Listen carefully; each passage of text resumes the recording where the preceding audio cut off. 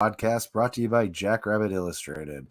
Here on this podcast, we focus on South Dakota State wrestling. I'm Chad Myros, and I'm joined by my co-host, Jordon Rock.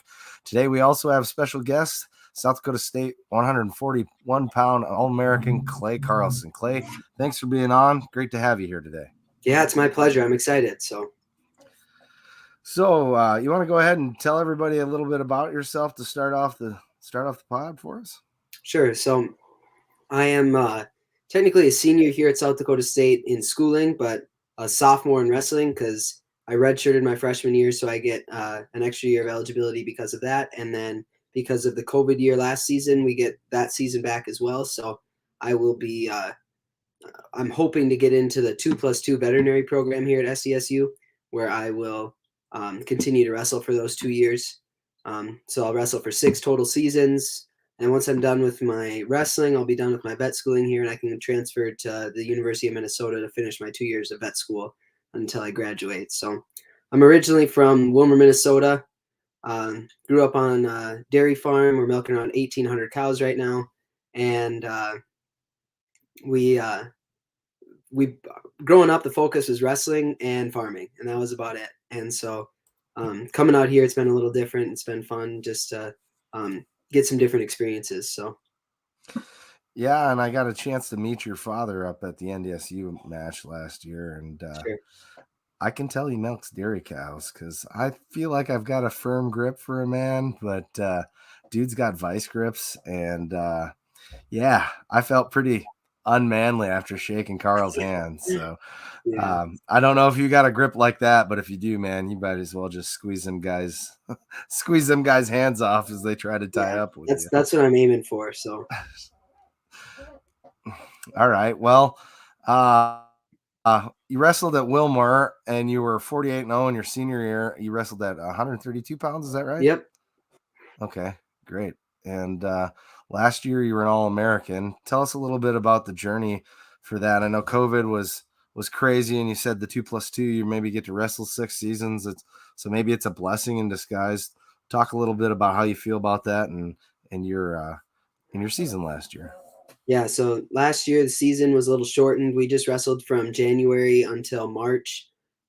So it was a unique experience, and I'm excited for the freshmen from last year to actually have a full season this year because I remember some of them mentioning how they felt like it was a long season.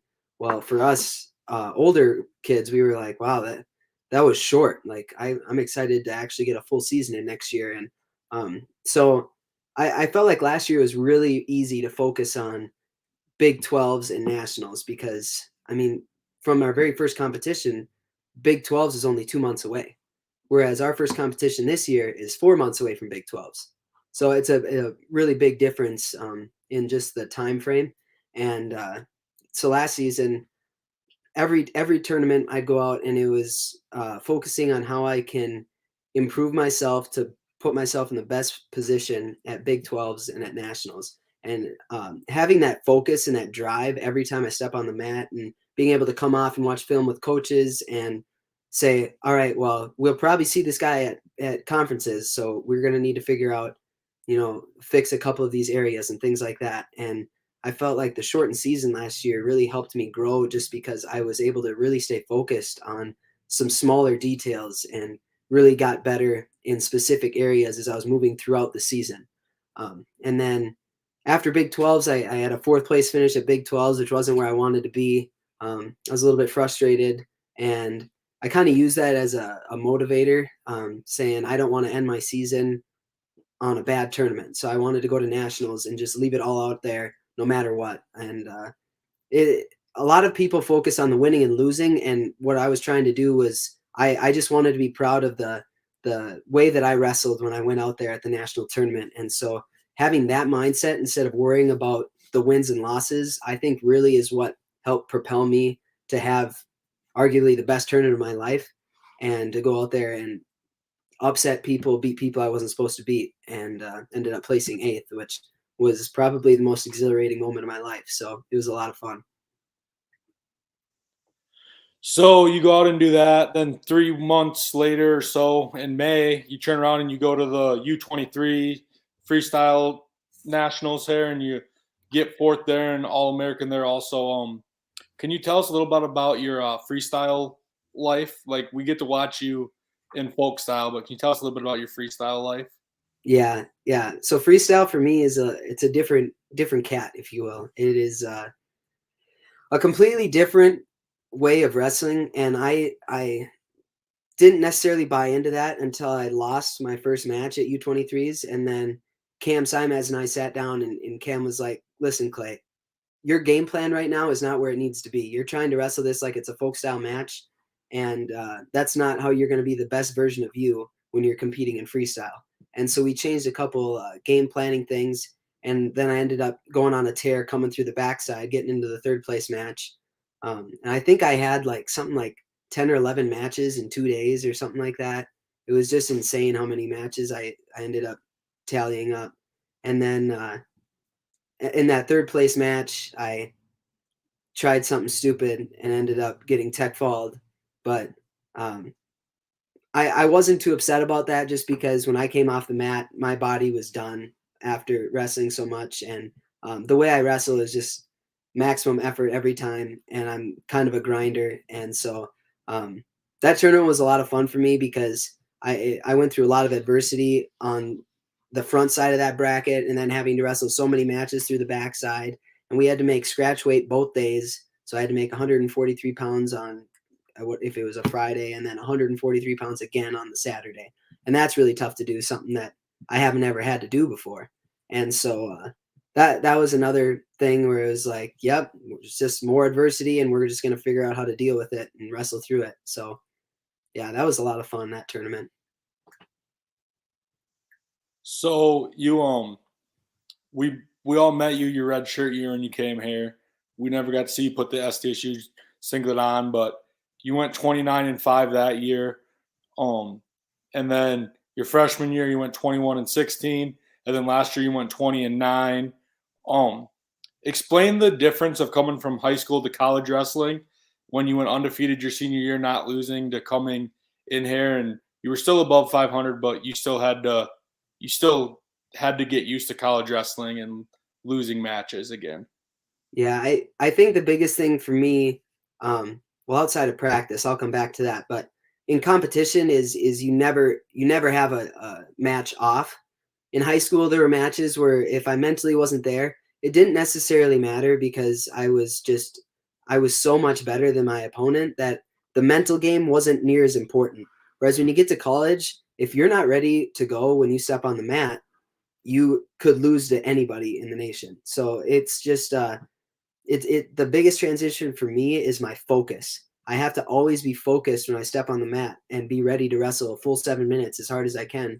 Because if I go out there with the mindset like, this guy isn't very good and I should be able to beat him, then next thing you know, I give up the first takedown and I'm like, what the heck's going on? And it's all just because of what's in my head. And that's something that I didn't ever have to go through in high school. And then going back to practice, it's a completely different wear on your body to wrestle in college than in high school, because in high school, if I was feeling a little banged up, I could easily grab, one of the freshmen or even 7th and 8th graders, because in Minnesota, you can have 7th and 8th graders wrestling high school, and you can have a pretty easy day at practice. Whereas in college, you never get those days, because everybody here was, the best guy in their high school room. And all of a sudden you throw them all in one room together and just let them go at it. And it's kind of a brawl. So that learning how to handle like injuries, being hurt and things like that is something that I've had to do since I've been at college, that I never experienced in high school. And so, yeah, that's been the biggest area of focus for me transitioning from high school to college, is like, I need to be more focused all the time, because otherwise I end up getting hurt. And then on that getting hurt note, I need to figure out how to keep myself out of positions where I might potentially be in a compromised position and get hurt. So that's the biggest thing, in my opinion. So do you have a favorite at this point? Still the standard folk style, or have you kind of transitioned in more the appreciation for the freestyle, what you'd see at the international stage? I definitely prefer folk style. And the reason I prefer folk style is because there's a lot less breaks. You just kind of keep wrestling. Whereas in freestyle, the refs will stop the match and they'll say action, or they'll say, you're being passive. And they're constantly looking for reasons to stop the match and give the guy a breath. And for me, I prefer, like, the longer the goes get, the better off I'm going to be. And so for me, folk style is the way to go, because even small things like mat returning a guy, you can't mat return a guy in freestyle because nobody's going to be standing up. And so just those little things in folk style that are like mentally wearing on a guy, that's what really makes me like it more, because it's more of a grind versus freestyle. You get a longer break. So Yeah, that's a good points. I really appreciate that. Do you suppose our you were talking about the mental aspect, and there's a huge mental aspect to all sports. Do you see South Dakota State getting a mental performance coach? I know that the football has Chris Crock. Is that something that we maybe will get here in the future, you think? And if so, I think we probably benefit from it, but what do you see on that? well, I know that we have resources out there. We can go talk to people. I haven't ever done it personally, but I know that there's a faculty member at SDSU who you can go talk to about just like your mental aspect of dealing with being a student athlete, because there's a lot of stressors between balancing school and then your social life and then wrestling all together. And so I know some of my teammates have utilized that. She's definitely not a like wrestling specific person, but I know that I don't know what her name is, but I know that she has helped out many of my teammates in the past. So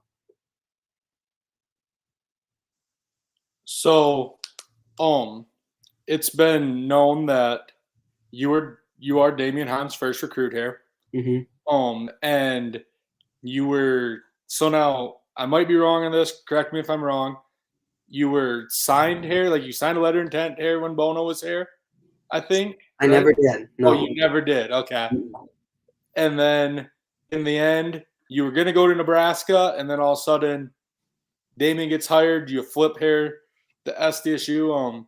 Tell me kind of about the decision process and what Damian had to do to pull you out of Nebraska to come here to SDSU. Yeah, so basically what happened was I had never talked to anybody about my decision is that I want to go to Nebraska, but I had talked to my parents about it and was like, that's kind of what I want to do. And then I heard that same night that South Dakota State hired Damian, and I was like, well, I'm not going to rush and let Coach Manning at Nebraska know that I want to commit to anything there when I haven't even talked to Damian yet, because wrestling with my brother was something I've always wanted to do. And so I knew that it was going to be tough to meet with Damian because he was moving here from New York. He was trying to get settled in.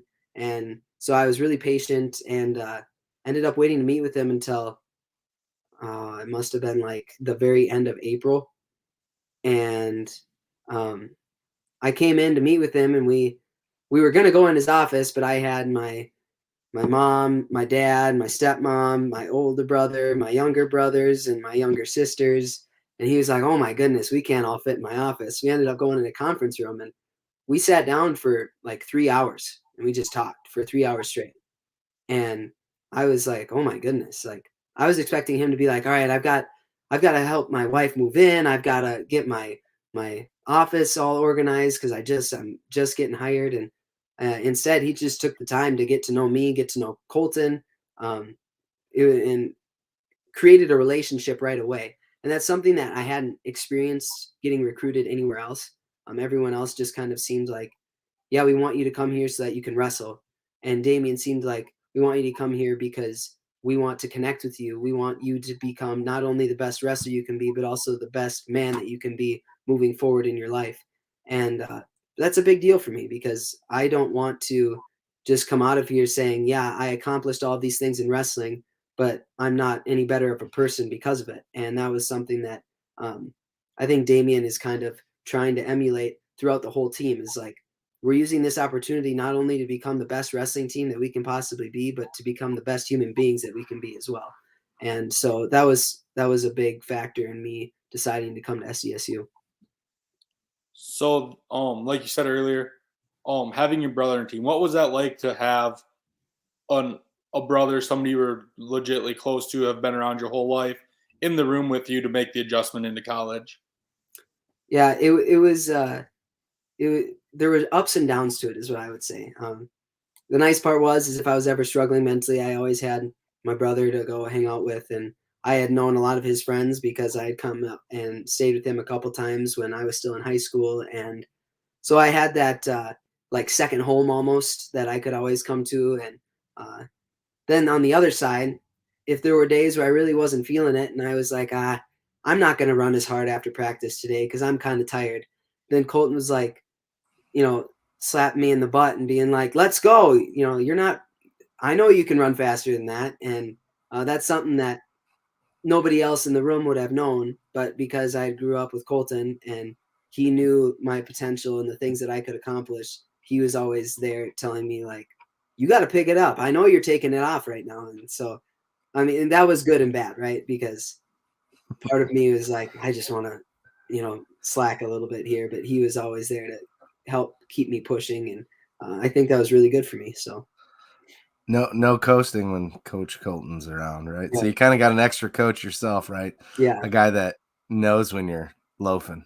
Exactly. So tell me a little bit, if you could, about your goals for the season and maybe what some of the team goals are. Can you expand on that for us? Well, for me personally, my goal this season is to my all-time wrestling goal is to become a national champion, because that's if I'm not striving to be on the top, then what in the heck am I even doing here, right? And after placing 8th last year, I definitely feel like that's an attainable goal that I can reach. And if it happens this year, then the next goal is to become a 2-time national champ and to make a world team at the U23 level and things like that. And but in order to accomplish that, I've got to have some goals below that. And one of my goals this year is to score at least 10 points in every single match that I wrestle. And I have like it's not necessarily consequences, but I'll have something for myself if I don't reach that goal, because there's a statistic out there that says something like 92 or 93% of people that score 10 points in a match will win the match. And so, I mean, at that point, if I'm wrestling 30 matches in a season, that has me going like 28-2 or something like that. And so, at that point, that puts me in the national finals. So if all I have to do is score 10 points every match, and then I'm in the national finals, I mean, that seems pretty attainable to me. That's already putting like a process to reaching my ultimate goal. And then another thing for me, just a small mid-match goal, is to never end a period on bottom. We talk about having like match strategy, and if you're ending a period on bottom, you're wasting an opportunity to score a point at the end of a period, or to get a reversal and score 2 points at the end of a period. And so that's just something else that I'm trying to focus on in every single match, because if I can score 10 points and then I'm never ending a period on bottom, it's going to be really hard for me to lose a match. And then team-wise, we're just going to everybody's thinking the same way I am, in terms of we got to score as many points as we can in every match. And if everybody takes care of their individual match, the team stuff will take care of itself as well. And one thing that I'm really enjoying about our team chemistry this year is just that everybody is pushing each other towards being more offensive, scoring more points. And I'm really looking forward to how these guys look when we get to step on the mat on November 13th and compete up at Fargo. So I think it's going to be a really exciting year. Yeah, that's not that far away. I had read another interesting stat that had something like the same amount of percentage that the people that score first are most likely to win. I don't know if you've ever seen that, but I guess it makes sense. The aggressor, it's all about scoring points, right? Yeah, and that statistic is kind of funny to me, because I'm notorious for giving up the first takedown in my matches and then battling my way back to a win. And so I consider myself a stat ruiner for that one, because my true freshman year, it was just awful. I would start 50% of my matches going to my back. So I'd be down 6-0. And then I'd have to come all the way back to win my match. And I'm finally getting that under control where I'm stepping on the line ready to compete. And that kind of goes back to the mental thing we were talking about before, where I need to make sure that I am ready to wrestle as soon as I step on the mat, not after I give up the first takedown and then I'm ready to wrestle. So yeah, it's been a transition for me. So listening to all your goals there, for these that you really want to beat this year. I know for me personally, I want to watch you beat Ian Parker. Is there anybody else that him, like, you're close to him? He's up there, and then Dom Demas is the other one that I just really want to beat because I wrestled both those guys a few times, haven't gotten the job done. And I think that this year I've developed to the point where I'm going to step on the mat expecting to beat them, because if I don't, then how am I going to make it happen? And so that's kind of where I'm at with it mentally right now.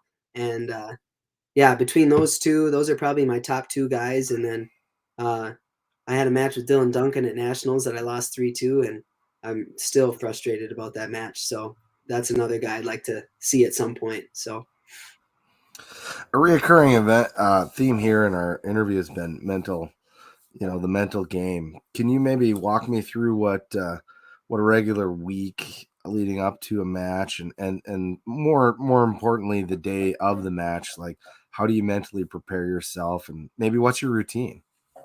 yeah, the very first thing in terms of mental preparation is probably managing your weight wisely when you're cutting weight. A lot of guys after a tournament will go out to eat and they'll pig out and they'll end up getting really heavy. And so then all week, all they're focusing on is their weight. I got to get my weight down. I got to get my weight down. And if you can manage your weight wisely and focus on your wrestling, when you go into that competition day, and it really helps you just say, I had a good week of training. I improved my skills in the areas I need to work on, and I'm ready to go wrestle at the best of my ability in this match.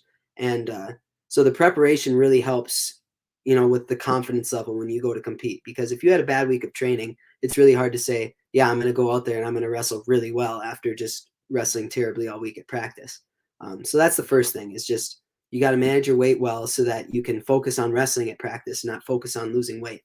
And then the day of a competition, for me, it's just focus on the things that I can control. I can control my warm-up. I can control my effort. And I can control the things that I focus on. So I like to put my headphones on and I listen to Alan Jackson's Good Time before I go out on the mat every single time. And I'm trying to have fun when I go out and wrestle. And if I watch my teammates compete right before I go on the mat, it's kind of like wrestling a match before I go wrestle my own match. And so that's why I like to zone out and just focus on myself, get myself ready to go out and have fun, score a lot of points. So that, for me, that's my mental preparation leading up to a match. Anybody that knows you knows that you're big into the team. You're a big leader. This year you got nominated as team captain, one of the three, I believe. Tell me what that means to you to be team captain. That was something that I've been striving for ever since I got here as a freshman. I really enjoy being a leader because it puts me in a position to influence my teammates who are younger than me and help push them towards their goals, and in turn push the team towards its goals as well. And so having this opportunity to just influence my peers and help them reach their goals it's everything I've wanted.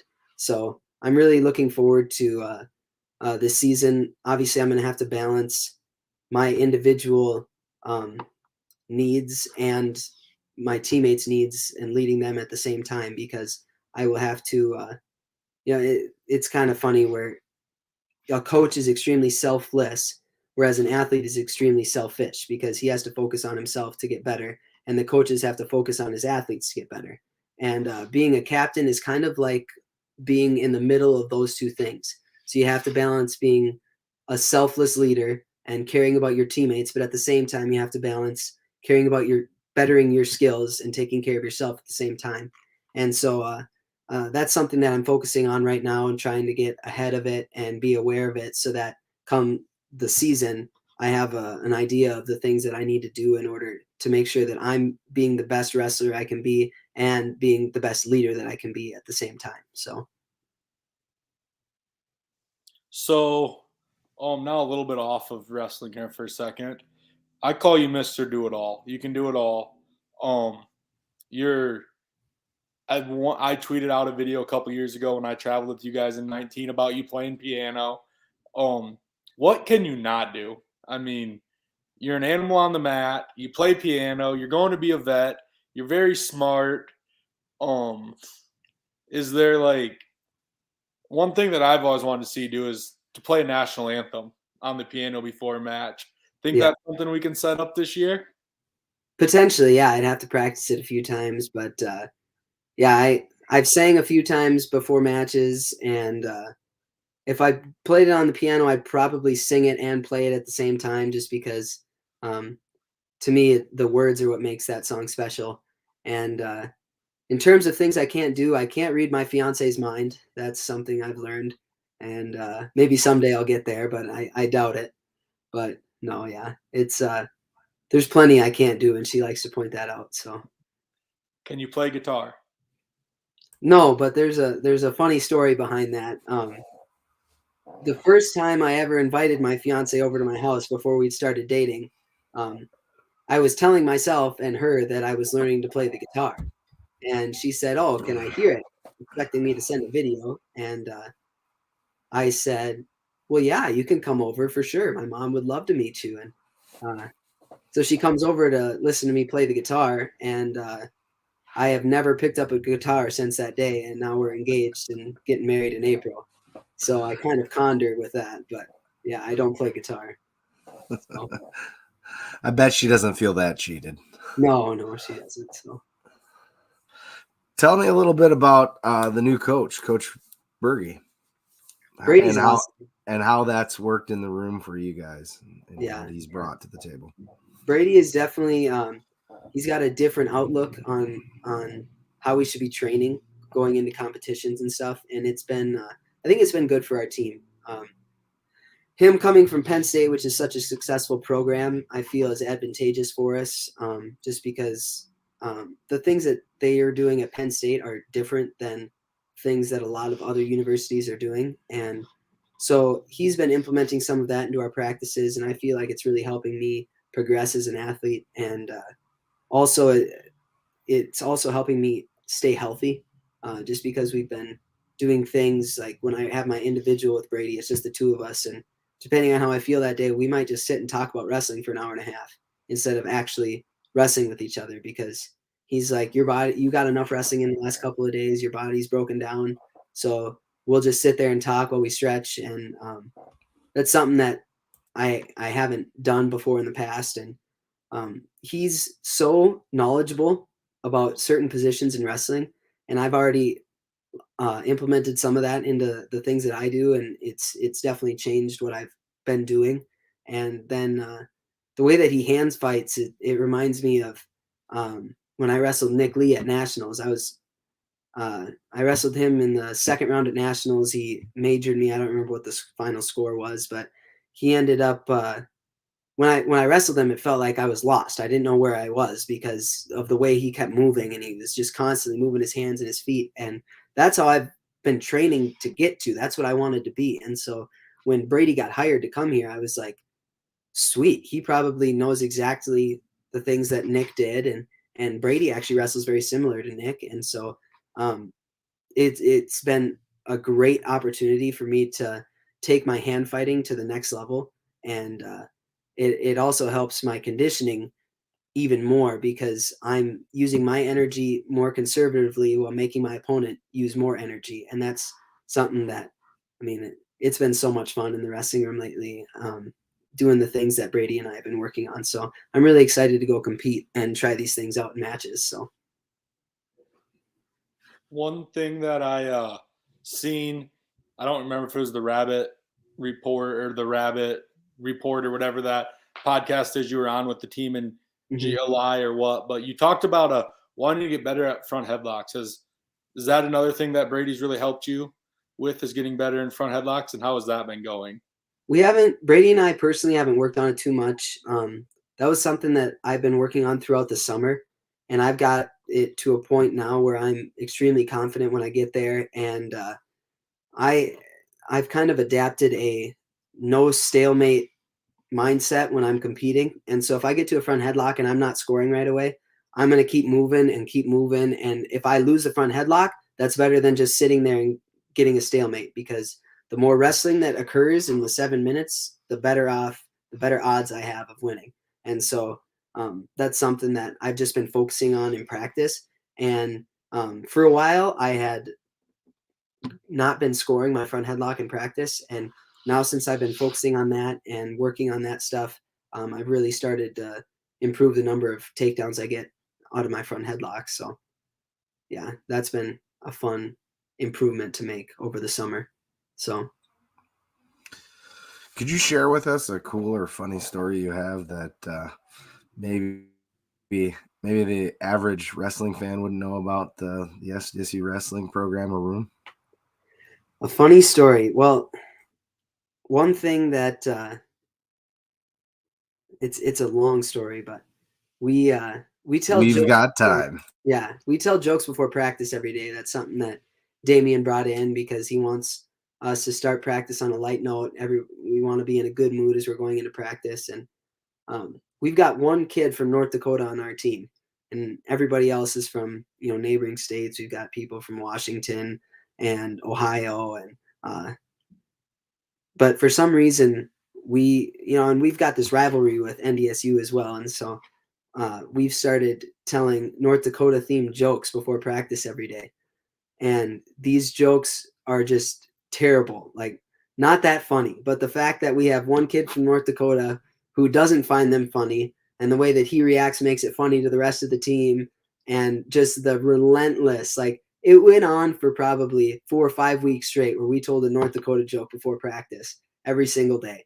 And some days we'd have 4 North Dakota jokes to tell before practice. And yeah, it was just comical because we were saying we're gonna have to go out and whoop these guys this next year after telling all these jokes. So hopefully that happens this season.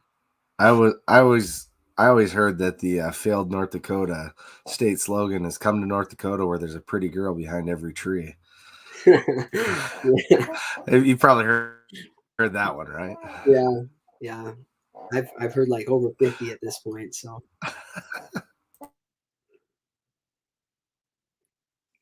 So you're telling me you guys might run Ethan out with all these jokes? I doubt it. He's stubborn. He'll put up with it, but he started to lighten up a little bit, and he does find enjoyment out of them now, so that's good. So I got to ask you, what is it like to wrestle in Frost Arena? Explain the emotions that go through it with the crowd and everything like that. Well, I got to really reach back in my memory because it was significantly different my redshirt freshman year versus last season when we had COVID going on. Because last season, a lot of the times we didn't have just our duel going on. It was us wrestling. There'd be 2 other teams wrestling on a different mat. They weren't announcing things, and the attendance was limited, so we didn't have as many fans. But 2 years ago, wrestling in Frost Arena was hands down the coolest experience of my life, in terms of like an area to wrestle in, because I remember there were times where I'd be going into an overtime match and just exhausted, and all of a sudden the crowd would just get into the match, and it was like I could do anything for the next 2 minutes of wrestling and I could never get tired, because just the energy that the crowd gives you is just, it's unreal. It's something I'd never experienced before. And so I remember coming off the mat that match and being like, wow, this crowd is awesome, because I don't know if I could have wrestled the same had I not had that like backup and that energy boost that it gave me. And so it's unforgettable. And then I broke my nose that season. And so I had to wear a black face mask when I was wrestling because I didn't want to re-break it, and it was bleeding all the time if it ever got bumped. And I remember before one of our duels, it was either a teammate or a coach that said, "You kind of look like Darth Vader with that mask on." And somebody was like, "Yeah, you should walk out to the Imperial March." And I was like, "That's a really good idea. I should do that." And so we called up some people and we made it happen within like 30 minutes of us bringing up this idea. And I'll never forget that moment because I waited for a long time in the tunnel until the music really got picked up, and then I just walked slowly out to the mat, and my coaches were just laughing at me.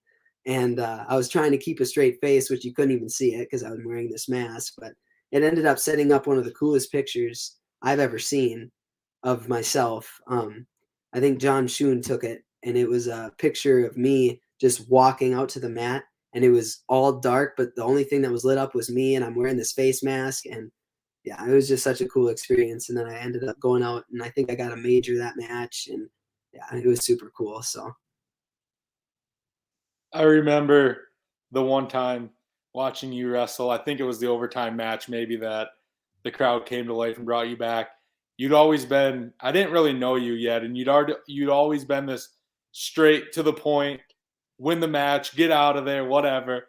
And I remember you won that match and you came running back out of the running back to run back through the Jackrabbit or whatever to go back, and all of a sudden you just took a hard turn and you just went right down the student section, just slapping everybody's hands. And that was the moment that all the students were like, wow, this kid does actually, I don't want to say just has fun, but like, it's not always meaning business with you. Like, yeah, that was a pretty sweet moment that a lot of people talked about for a long time, because everybody just knew you as that hard-nosed grit down to there. And next thing you know, you're coming right across the student section to celebrate.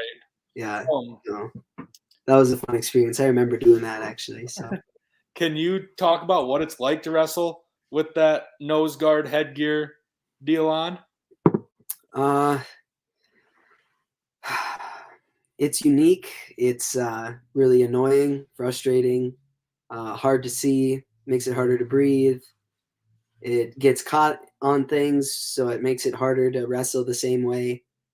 But all of that adversity, it kind of like fuels a fire in me, I guess. And it's like, yeah, all of this sucks, but despite that, I'm still going to go out and win this match. And I'm going to prove to myself that it doesn't matter what the circumstances are. I'm still going to go out and wrestle to the best of my ability every time I step on the mat. And I think that kind of helped me prepare for the success that I had last season, just because at nationals, you make weight 3 days in a row.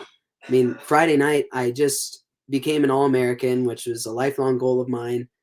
First in the family, so I was getting phone calls and text messages from everybody. And I get done with my last match, and it's like 9:30 p.m. And I'm like, I still got to cut weight. And so I run back to the hotel. I get into the workout room. I'm busting my butt on the treadmill, running as fast as I can. And I just started thinking, I was like, is there any other sport where you'd get done with a long day of competition? You got to compete again the next day. And you're like, 10:30 at night, I'm just going to go to the fitness center and just work out as hard as I can. And for me, that was kind of like, it was rewarding and felt like I'm a part of something that hardly anybody ever gets to experience. And so, yeah, I feel like having kind of a weird tie-in, but having to wear that face mask and deal with adversity kind of helped me to have good perspective when it came to, there's that picture. Good perspective when it came to having to deal with adversity at nationals. Like, nobody wants to work out at 10:30 at night after wrestling for 2 days and having to wake up early and work out again in the morning to make weight to wrestle again a third day. And so, I mean, that's just, it's a lot of adversity, and learning to deal with that is what kind of separates the good from the great. So yeah, there's not a big difference between the good and great on most matches, right? Just a couple points. Mm-hmm. We talked a little bit about wrestling and Frost, and of course that name's going to get changed. Can you tell me maybe a little bit about what it means to you, and maybe how excited perhaps you are for the new wrestling digs that are coming, and then also a little bit about the change to First Bank and Trust Arena?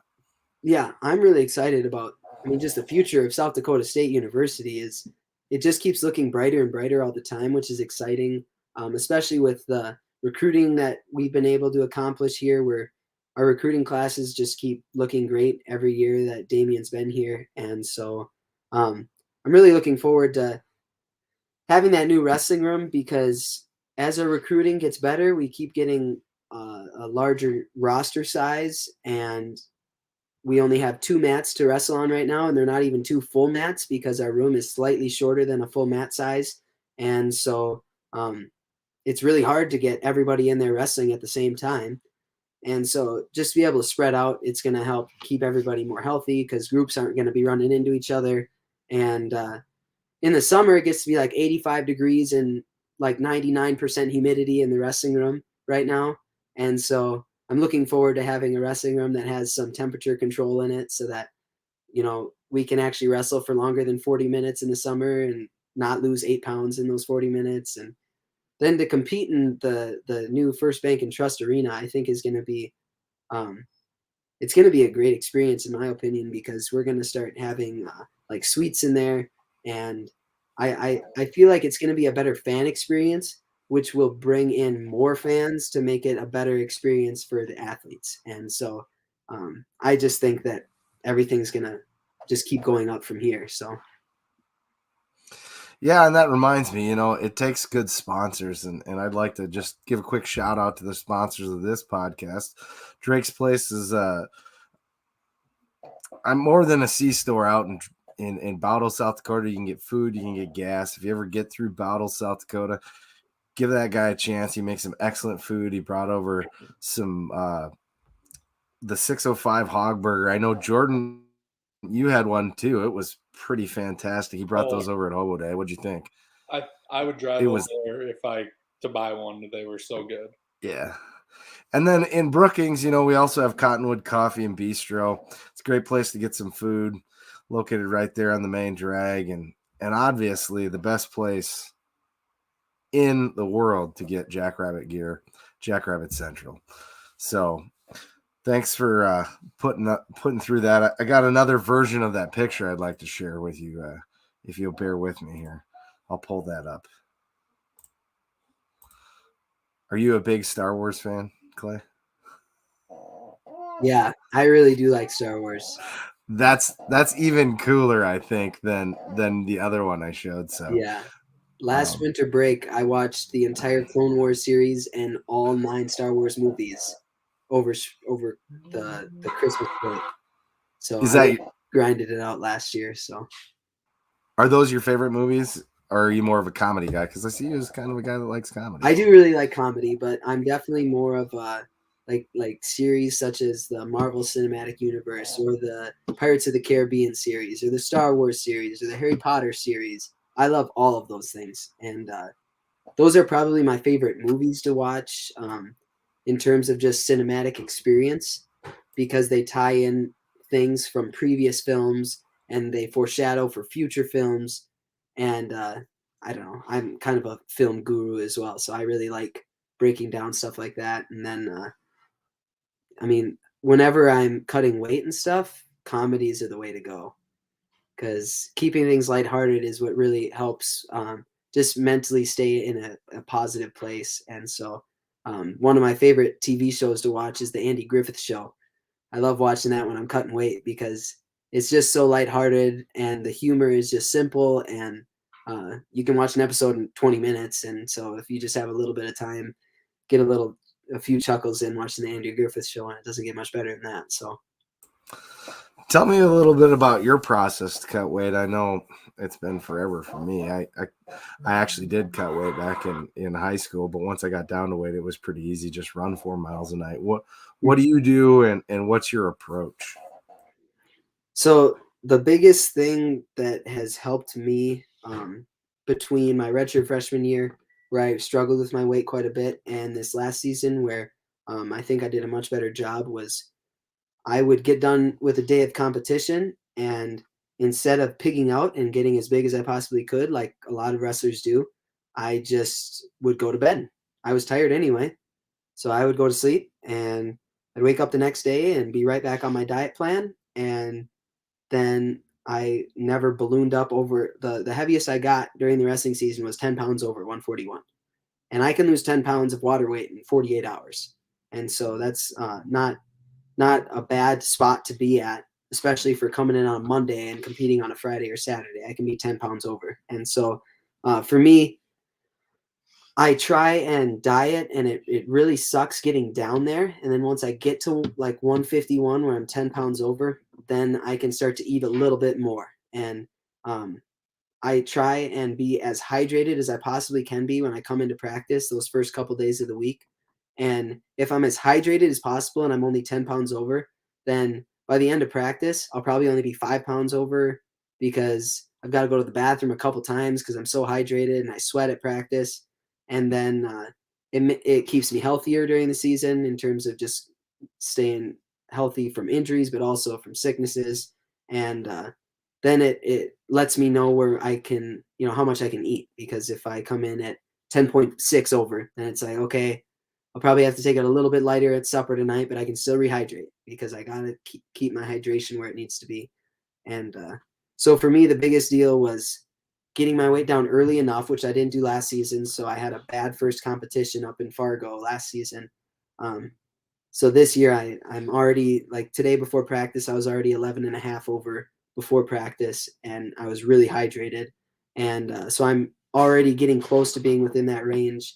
And then after I compete, I can't balloon back up. And so if I stay true to that, then the weight cut gets pretty easy, and it's not as taxing for 6 months of doing it. So is there a certain diet you follow, or is it just trying to eat clean and the amount of calories? Yeah, so when I first start, I usually will kind of count my calories just because it's hard to transition from snacking all day, eating whatever you want, eating junk food, to all of a sudden you're like, when I last season, when I was trying to get down to 141 for the first time, I was only eating like 1,400 calories a day while working out twice a day. And I mean, that's really hard to maintain. And so if I didn't keep track of my calories, a lot of the times my self-control would just go out the window and I'd overeat.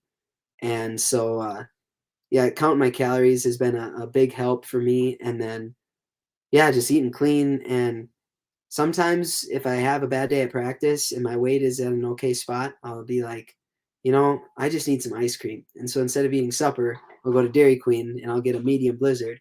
And that's all I have for supper. And obviously that's not very healthy, but sometimes, you got to feed the soul as well as your body too. So sometimes I'll treat myself like that, and it kind of helps keep me sane because it is a long season. It's a long time to go without ever feeling really full. And so, yeah, that for me, that's kind of how I do it. I treat myself every once in a while, but it's got to be because of I did a good job leading up to it. So. So, we asked you about wrestling in Frost. What's your favorite road venue that you've wrestled in so far in college?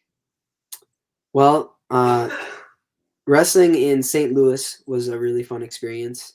I just felt like the facilities did a good job despite having to deal with COVID and things like that. It was still an enjoyable experience, and so that was really fun for me. And then the other place I really enjoy going is probably the new Little Rock facility. We really have fun when we go down there. It's basically like a tin barn, like what you would see, and they just threw 4 wrestling mats in the center of it. And so we usually have fun when we go down there, and then we go compete. It's super easy. We get our own locker room, and everything's new and updated. And so Little Rock's actually probably one of my favorite places to compete. We've gone down there the past 2 seasons, and I think this year they're coming up to Brookings finally.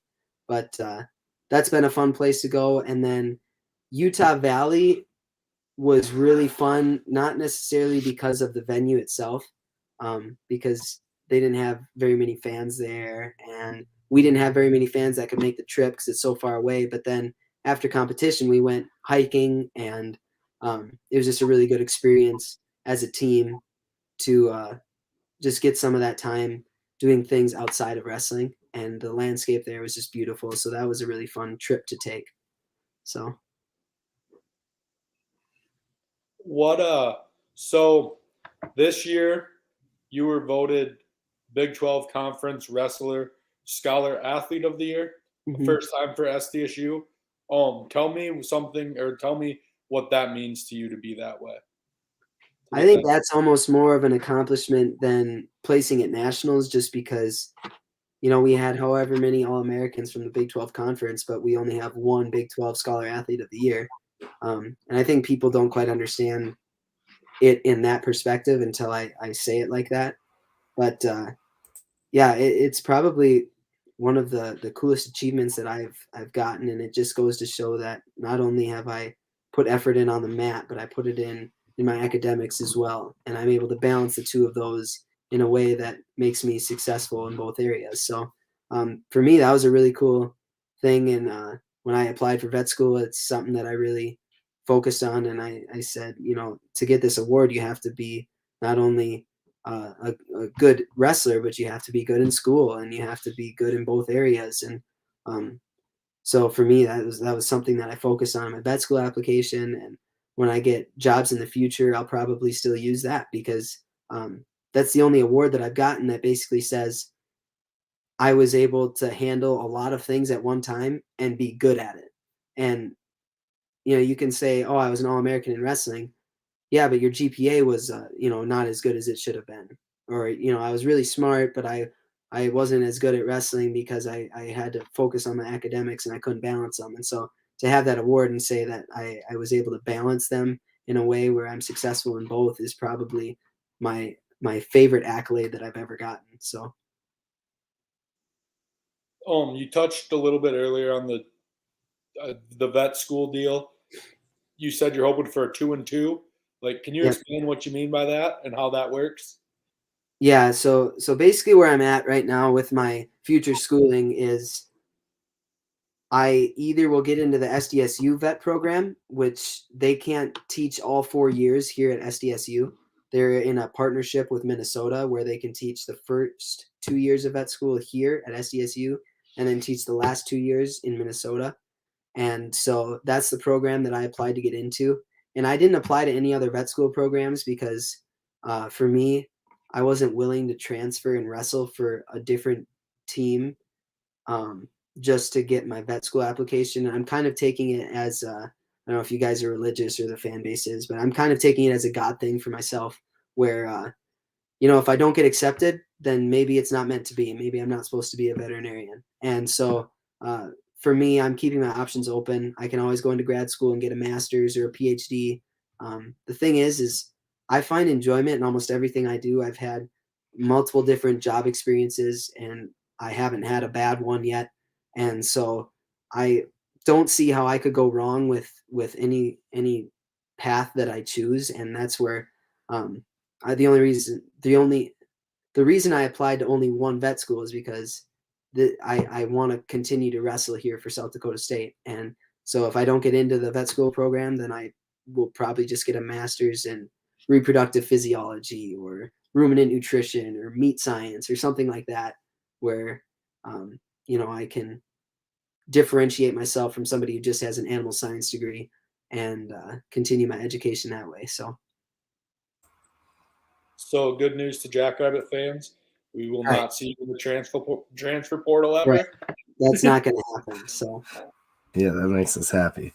Say, you do some live goes. I know that's a thing. Is there anyone in particular that you really dread doing live goes with? Who is it and why?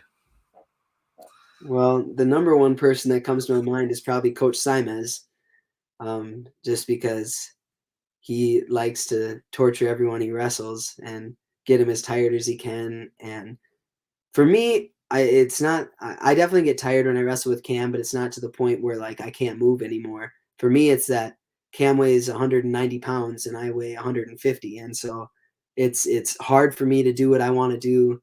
And he's so long, so he's got all this leverage. And so every time I wrestle him, it's like, if I shoot right now, I need to make sure I do everything perfect. Otherwise, I'm probably going to get cradled and sit on my back for the next minute and a half and get, he'll kind of smother you with his belly and stuff. And so it's when you wrestle with Cam, it's like I need to be ready to go and I need to do everything perfect. Otherwise, I'm going to end up in not a very good position. But for my teammates, I don't know that I have somebody that I dread wrestling with, but Zach Price and I always have really good matches. We're like polar opposites when we wrestle. And so it's always fireworks when we're competing. Like today we started wrestling and within the first 30 seconds, he was in on a shot.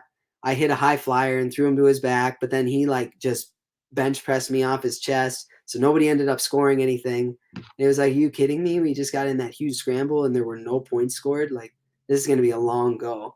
And so when Zach and I wrestle, it usually he's one of the guys that can actually get me pretty tired in the room just because of the way that he wrestles. I have to work really hard to get to do the things that I want to do. And then one of our freshmen, Cale Swenson, he wrestles pretty hard. And then Dan Kimball.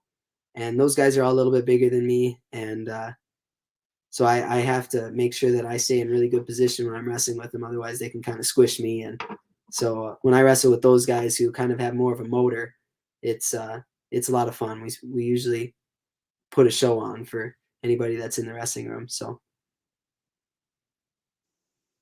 I got to touch on something here a little bit about Zach here. So I want your opinion here as a team captain. Zach says that I don't want to say to expect big things, but he's excited to wrestle at 149 pounds. He feels a lot more healthier and strong. In the wrestling room, how can you confirm that? Do you feel like he's wrestling better right now than? Yeah. The one thing I will say about Zach is that I feel like he's in a lot better place just in all aspects of life right now without having to cut his nuts off to make 133. And so I think that alone is going to help his mental preparation for competing. And so getting that under control, I think, is going to make a huge difference for him. And then he's definitely bigger and stronger, but I think he still needs to get a little bit bigger and stronger for him to be really successful at 149 this season. And I mean, time will tell, right? Because I wrestle with Zach usually at least once a week. And so we have a feel for each other. And so maybe when he goes out to wrestle these guys at 149, he's going to dominate. It's going to be super fun, but you never really know until you know. So we'll find out in a few weeks. And, Zach's just going to keep working on getting bigger, stronger, and learning how to wrestle bigger guys. So I think that the sky's the limit for him at 49. So. So if one last question here, unless Chad's got something here. Recruit comes in and sits down with you and says, I don't know what to do. Why should I pick SDSU? Let's hear your selling point on why SDSU and why SDSU wrestling. Yeah, this kind of goes back to me talking about why I wanted to come to SDSU. And the thing about the coaching staff here is they will invest in you. They'll invest in you as a person, not just as a wrestler. And that's something that is very unique to the SDSU coaching staff. I know if I'm struggling with anything in life, I can just call up any one of the 4 coaches and they'll just talk to me about it. And that's something that I don't know that other coaches do. And the other thing about it is like we have such a solid group of guys who are living their lives the right way and they want to get as good at wrestling as they possibly can be. And we've got guys who are academically making strides in the right direction and everything is just going up from here. Our wrestling's getting better. Our team chemistry just keeps getting better every season. And so I don't know why you wouldn't want to come here, in my opinion, because we have fun every day in practice and we're getting a heck of a lot better at wrestling. So if that's what your goal is, then this would be the place to be. So. I don't really have a very serious question for the last question here, but you talked about telling jokes. Who's the funniest guy in the room? Oof, that's tough because you could say who's the funniest guy in the room who tells inappropriate jokes all the time, or who's the funniest guy in the room who can, who's a good storyteller and can really tell a good long joke. And Zach Price is known for his inappropriate jokes and catching everyone off guard with something that, he'll always be like, oh, it's only PG-13, and then it'll be extremely inappropriate. And we're like, what kind of rating system do you have that you call that PG-13? Then I like to tell, if you ask Damien, he'd be on my side here, but I don't know if anybody else would be. I like to tell Sven and Oli jokes, and they're usually super long. Nice. And but I think those are the best ones because they're good, clean humor, and they have a long setup to just a simple punchline that's pretty funny, and they're kind of realistic at the same time. And so those Sven and Oli jokes, they're usually crowd favorites in my opinion. So, well, I want to respect your time. We're already in an hour, but send us off with your best Sven and Oli joke. My best Sven and Oli joke. All right, let me think for just a sec. All right, yeah, you got a couple seconds here. Yeah, I can't wait to hear it. I love a good kind of dad joke, Yeah, this one is it's probably is rated PG-13, but it's not too bad. So Oli and Robert Frost both die on the same day, and they go up to heaven, and St. Peter's at the gate, and he says, listen, guys, here's the deal. We're getting kind of full up here, and we've only got room for one of you. And the criteria for getting into heaven is you've got to come up with the best poem. And Oli is nervous now, right? Because, Robert Frost is a renowned poet. He knows his stuff. And St. Peter says, all right, Robert, you were a poet your whole life.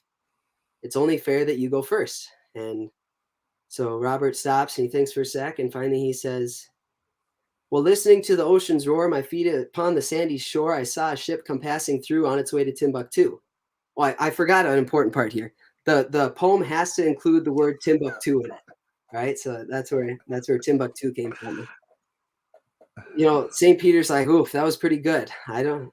Oli, you've got your work cut out for you. And Oli's sitting there thinking, and he's thinking, and finally he says, Tim and I a-hiking went, we saw 3 maidens in a tent. Since they were 3 and we were 2, I bucked 1 and Tim bucked 2. I love it, dude. That's awesome. That is a great place to end. How about we get jacked on 3? 1, 2, 3. Get jacked. Get jacked.